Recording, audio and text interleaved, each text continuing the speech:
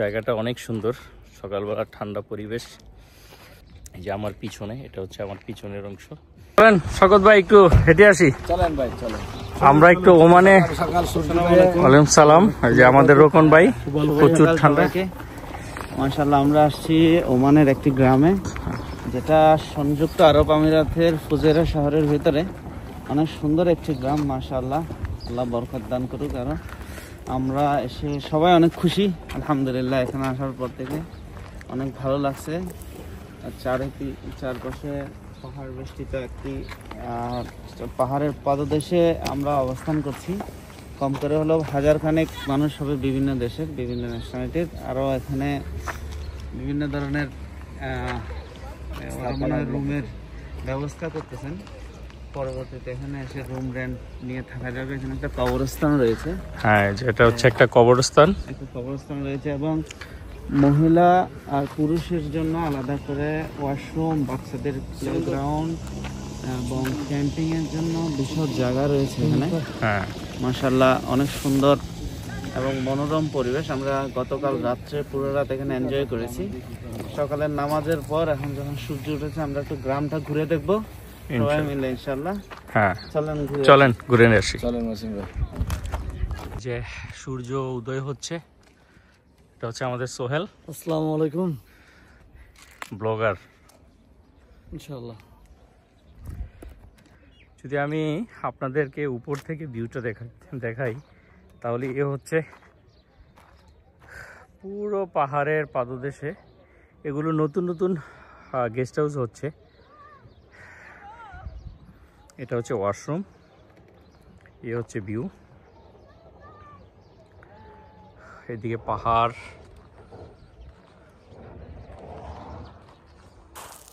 আসলে এখানে না আসলে বোঝা কোনোভাবেই সম্ভব না যে আসলে এরিয়াটা কত সুন্দর। সোহেল, এখন যাচ্ছি গ্রাম দেখতে। আসসালামু আলাইকুম। ওয়ালাইকুম আসসালাম। আমাদের মহসিন ভাইয়ের সাপোর্ট করবেন, পাশে থাকবেন, সাপোর্ট করবেন, শেয়ার করবেন, কমেন্ট করবেন। এত সুন্দর ভিউ, এত সুন্দর কন্টেন্ট ক্রিয়েট, এত সুন্দর ভিউ, এত দূরে আসা, এত লং জার্নি করা এই ভিডিও তৈরি করার জন্য। কারণ সবাই তো আসতে পারে না, সবার জন্য তো সব কিছু হয় না। আপনারা ভিডিও দেখবেন, শেয়ার করবেন ইনশাল্লাহ। এই যে সূর্য এখন উঠতেছে পাহাড়ের পাদদেশে, সূর্য উকি দিয়েছে। আমরা এখন পাহাড় থেকে নিচে যে গ্রামটা দেখা যাচ্ছে সেদিকে যাচ্ছি।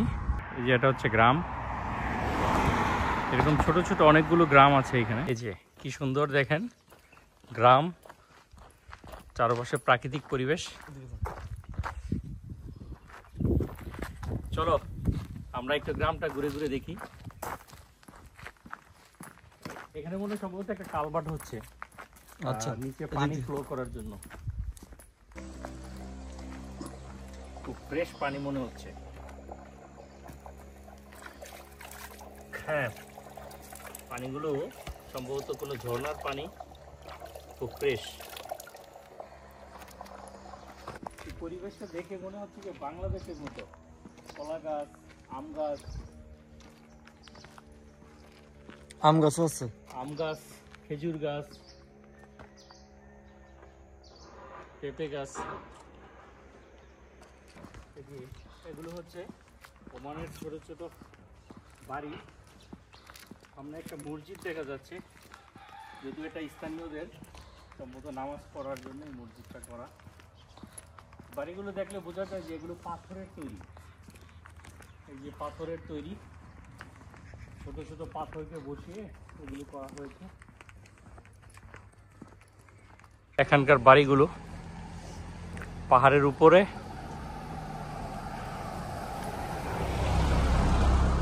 একদিকে পাহাড়, মাঝখানে রাস্তা, উপরে হচ্ছে বাড়ি। আর আরেকটা জিনিস হচ্ছে এখানে একটা রিমোট এরিয়া, সেখানেও কিন্তু দেখেন রাস্তাঘাট সব ডেভেলপড। এখানে সকালবেলা ফজরের নামাজের পর যদি আপনি এই পরিবেশে একটু হাঁটেন, আপনি নির্দ্বিধায় খুব সুন্দর একটা পরিবেশে পাবেন। একদিকে হচ্ছে বাগান, যদিও এগুলো হয়তো কোনো বাঙালি ভাই বা অন্য কেউ এগুলো তৈরি করেছে এই বাগানগুলো পরিচর্যা করে। আমরা আসলে অনেক দূর চলে আসছি, আমাদের যেখানে ক্যাম্পিং থেকে অনেক দূরে আসছি। মানে আমরা কাল থেকেই যখন আমরা ক্যাম্পিংয়ে আসছি তখন থেকে এখানে নেটওয়ার্কের কোনো ফ্যাসিলিটি নাই, ফুললি মোবাইল নেটওয়ার্ক অফ। যে একটা পুলিশের গাড়ি যাচ্ছে আমার পিছনে, সেটা হয়তোবা ওমানের পুলিশ। এই এরিয়াটাতে আপনি যখনই চাবেন, এটা ওমানের ভিতরে ইউএর মধ্যে ওমানের একটা খণ্ড, এখানে ভিসা পাসপোর্ট কিছুই লাগবে না, চাইলে যখন খুশি তখন এখানে আসা যায়। এবং এখানে আরেকটা জিনিস খেয়াল করলাম যে পুলিশ পেট্রোলিং দিতেছে, তারা হচ্ছে ওমানের আরবিদের বাসার সামনে তারা গেস্ট হাউসের মতো তৈরি করেছে, যেখানে বসে হয়তো একটু আড্ডা দেওয়া যাবে। এই পরিবেশে আসলে আসলে সবারই মন ভালো হয়ে যাওয়ার কথা।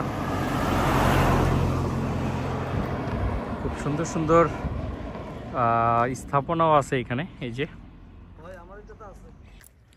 এখানে মনে হয় একটা মাজরা করা হয়েছে, সবজি বাগান। সূর্য এখনো উকি দিচ্ছে পূর্ব দিক থেকে। এখানে সবজি বাগান, খুব সুন্দর সবজি বাগান করা হয়েছে পাহাড়ের পাদদেশে। অনেক রকম সবজি দেখা যাচ্ছে, সাথে আম গাছ। সূর্য দেখেন কত সুন্দরভাবে, আল্লাহর অশেষ নেহমত। সূর্য পূর্ব দিক থেকে এখনো উঠতেছে, যেটা পাহাড় থেকে এখন বোঝা যাচ্ছে। এটা একটা কবরস্থান পাহাড়ের মধ্যে। এই এরিয়াতে যারা মারা যায় তাদেরকে এখানে কবরস্থ করা হয়। একটা বাউন্ডারি করা, বাউন্ডারির মধ্যে যে এটা হচ্ছে কবরস্থান। এগুলো মৃতদেহ এখানে দাফন করা হয়। এটাতে অনেক সুন্দর একটা গ্রাম, সাথে মসজিদ। যদি আমি ওদিকে যাব না, তারপর আপনাদেরকে একটু জুম করে দেখাচ্ছি। এদিকে হচ্ছে গ্রাম। এই যে আমাদের ভাইয়েরা মনে হয় ক্লান্ত।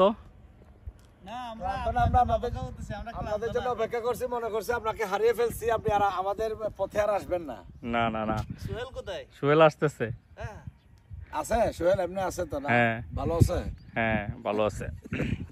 এই যে এখানে সবজি বাগানটা আসলে ঝিরঝির করে পানি আসতেছে, খুব সুন্দর করে সবজি ইয়ে করে। ওই যে ওগুলো বোধহয় ইয়ে না, বাঁধাকপি, আলু, তারপর বাঁধাকপি, আলু। এই যে এগুলো হচ্ছে পেঁয়াজ। সবচেয়ে ভালো হয়েছে যে এখানে নেটওয়ার্ক নাই, আমরা একদম নেটওয়ার্কের বাহিরে আছি, সেজন্য এক্সপ্লোর করতে পারতেছি। হ্যাঁ, সেজন্য আমরা ফুললি সময় দিতে পারতেছি। চায়ের দোকানের খোঁজে যাচ্ছি, সকালবেলা দেখি একটু চা পাই কিনা। হ্যাঁ, এটা ওমানের পুলিশের গাড়ি যাচ্ছে। আমরা একটা বাকালা পেলাম ওমানের মধ্যে, দেখি এটার মধ্যে কিছু পাওয়া যায় কিনা। আসসালামু আলাইকুম।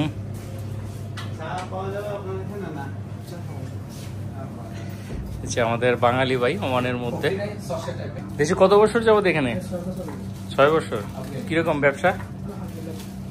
ভালো না?